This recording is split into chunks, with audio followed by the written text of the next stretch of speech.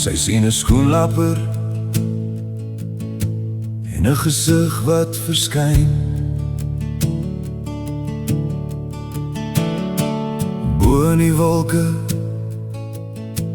in die hemelruim. Groot is die gesig met 'n spierwit baard, met oë wat helder skyn. Dit vat aan haar hart. Dis toe wat sy besef, U is in beheer. Ja, die geboorte was swaar, maar engel Gabriel was daar. Hy het oral gewaak, hul beskerm teen gevaar. Deur geloof en gebed is klein Gabriel gebore. Ons het besef, daarsonder is alles verlore. En toe het ons geweet, U is in beheer. Ek bid, liewe Vader, dat U altyd langs ons sal staan. Waar hy ook al is, en waar hy ook al gaan.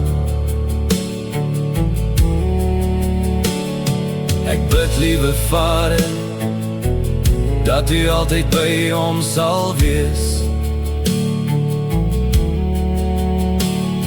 sodat hy niks en niemand ooit hoef te vrees.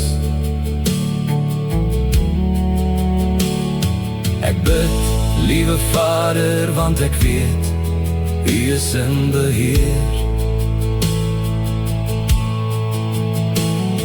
Ek bid, dat U hom met U bloed toe sal maak, en deur sy hele lewe oor hom sal waak. Ek bid, liewe Vader, dat wat ook al gebeur, dat hy U sal nooi deur sy hartse deur. Ek bid, liewe Vader, want ek weet, U is in beheer. Ek bid, liewe Vader, dat hy U sal vertrou, en altyd sy hartse deur vir U oop sal hou. Ek bid, liewe Vader, dat hy U altyd sal ken,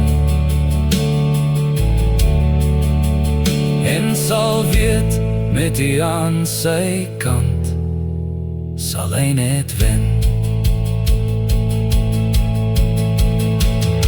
Ek bid, liewe Vader, want ek weet, U is in beheer.